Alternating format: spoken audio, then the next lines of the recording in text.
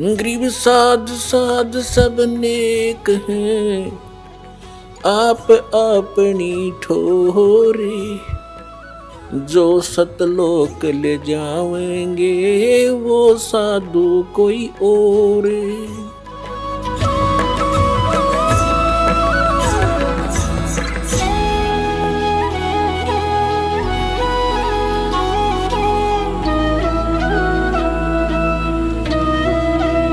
जब आप यहाँ से चलोगे संसार छोड़कर मूल कमल में जाओगे जहाँ गणेश जी का कमल है, तो वहाँ आपके अकाउंट क्लियर सारे क्लियर पाओगे और आपको तुरंत रास्ता दे दिया जाएगा। चलो जी जाओ, आप कागज पूरे आपके जाइए।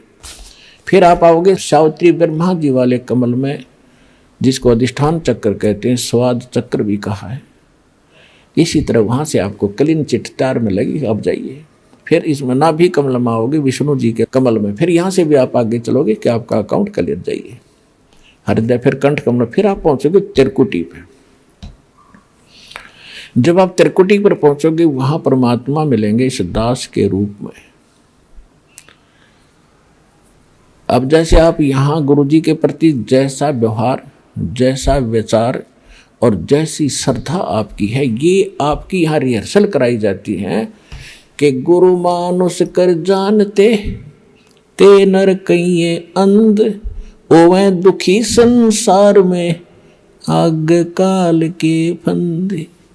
गुरु को मानुष नहीं जाने, गुरु गोविंद कर जानियो, रहियो शब्द समाए, मिले जब दंडवतम बंदगी, नहीं पल पल ध्यान लगावे। गुरु गोविंद दोनों खड़े काके लागू पाए, बलिहारी गुरु अपना जिन गोविंद दियो मिलाए। आप परमात्मा ने यह सिद्ध करना हमारे को एक ट्रेनिंग दे रहे हैं कि जैसा व्यवहार आप इस दास के प्रति कर रहे हो ऐसा ही भगवान के प्रति माना जाएगा। और जैसा आप दिन में रिहर्सल कर रहे हो, रात में सौपन भी वैसे ही आएंगे। तो संसार छोड़कर जब जाओगे आपको सौपन सा बनेगा। तो जैसा आपकी आस्था यहाँ वहाँ तो सामने स्पष्ट नजर आओगी, तो वहाँ आपकी परीक्षा होगी। अब जैसे वहाँ गुरु जी के साथ भगवान खड़ा हो, आपने परमात्मा को देखा नहीं, केवल चित्र चित्र देखे हैं उनके, तो वहाँ जाकर आप किसको प्रणाम करोगे? गुरु गोविंद दोनों खड़े किसके लागू पाए, बलिहारी गुरु अपना जिन गोविंद दियो मिलाए। यानी हमने इतना दृढ़ होना है इस मार्ग पर सफल होने के लिए।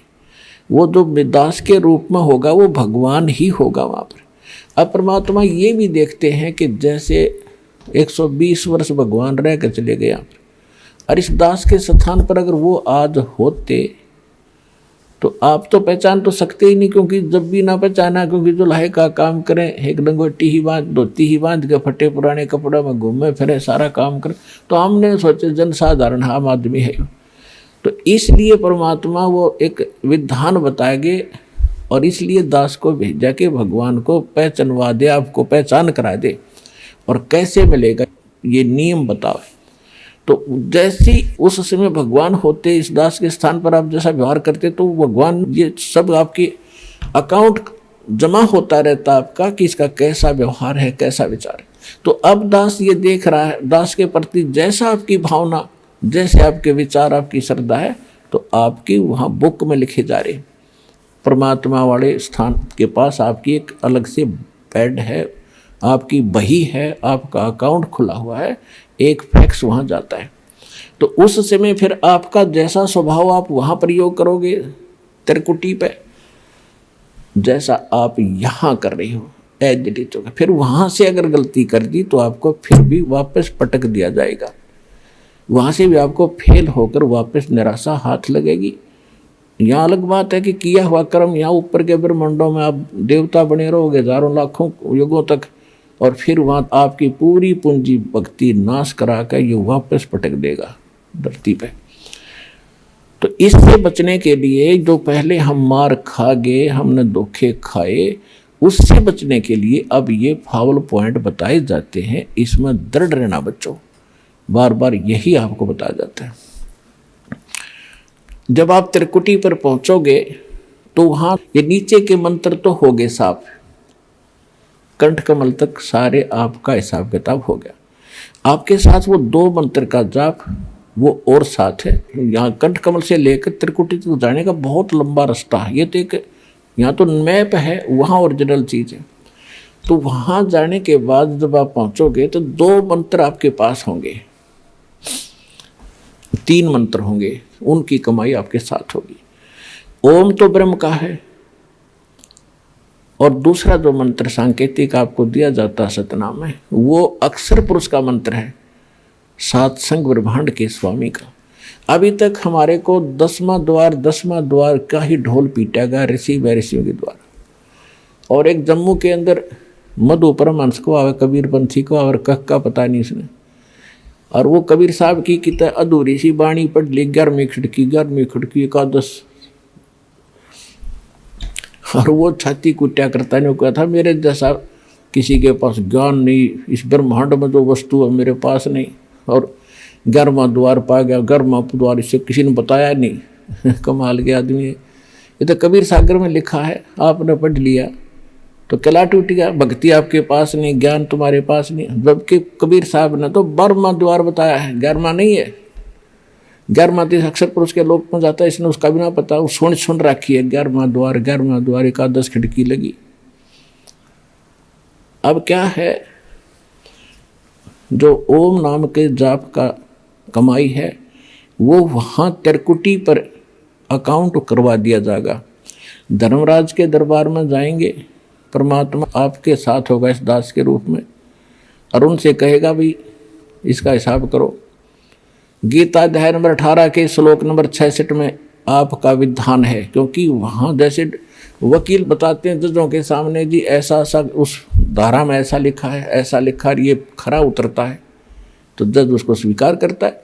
तो जाते ही अब जैसे कबीर साहब के एक शब्द है, कर ले गुरु वकील मुकदमा भारी है, भाई कर लो गुरु वकील मुकदमा भारी है। तो गुरु एक वकील का भी काम करेगा आपका। तो वहाँ जाकर के भगवान होंगे इस दास के रूप में, और वहाँ उनको कहेंगे जी आपके विधान में लिखा है, गीता अध्याय नंबर 18 के श्लोक नंबर 66 में, सर्वधर्मान परित्यज्य माम एकम शरणम व्रज अहम तवा सर्व पापे भयमोक्षामि मा शुच। इसका अर्थ इन्होंने गलत कर रखा आज तक के अनुवादकर्ताओं ने। इन्होंने क्या कर दिया, श्री कृष्ण जी कह रहा है, ये श्री कृष्ण मान रही थी तो कि तू सब धर्मों की सब पूजाओं को छोड़कर एक मेरी शरण में आ जा, फिर मैं तुझे सब पापों से मुक्त कर दूंगा। गीता अध्याय नंबर 2 के श्लोक नंबर 7 में अर्जुन पहले ही कह रहा है कि मैं आपकी शरण हूँ, आपका दास हूँ, मेरी बुद्धि अब काम नहीं कर रही, मैं युद्ध करूँ कि ना करूँ, मुझे सीधा मार्ग बता दो, आप मेरे गुरु, मैं आपका शिष्य हूँ। अर्जुन तो पहले उसकी शरण में था, ये सट्टे मारे तो कई नकल तो थी नहीं इनमें। गीता अध्याय नंबर 18 के श्लोक नंबर 66 का जो अर्थ है, गीता ज्ञानदाता कहता है, अपने आत्माओं दास का उद्देश्य ये केवल राम कथा सुनाना नहीं है, आपको विद्वान बनाना है ताकि आप मार ना खा जाओ, भविष्य में फिर काम ना बिगड़ जाए। और बहुत आसान तरीके से आपको समझाया जा सकता है, 1 बार 2 बार 100 बार बताऊंगा, अपने आप हृदय में समा जाएगी आपके। इस झूठ को हमने लाखों बार सुन लिया तो वह सच्ची होगी, सत्य को भी सैकड़ों बार सुनोगे अपने आप, सत्य तो है ही सत्य, या तो ऐसा जगह बना देगी फिर कोई टस से मस नहीं कर सकता।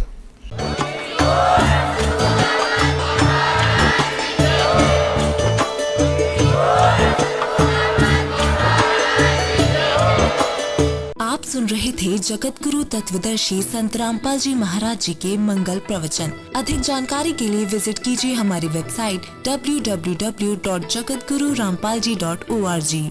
संत रामपाल जी महाराज जी के शुभ आशीर्वाद से पूरे विश्व भर में 500 से भी ज्यादा नाम दीक्षा केंद्र हैं, जिन पर संत रामपाल जी महाराज जी द्वारा ऑनलाइन निशुल्क नाम दीक्षा दी जा रही है। अपने नजदीकी नाम दीक्षा केंद्र का पता करने के लिए संपर्क करें 8222880541।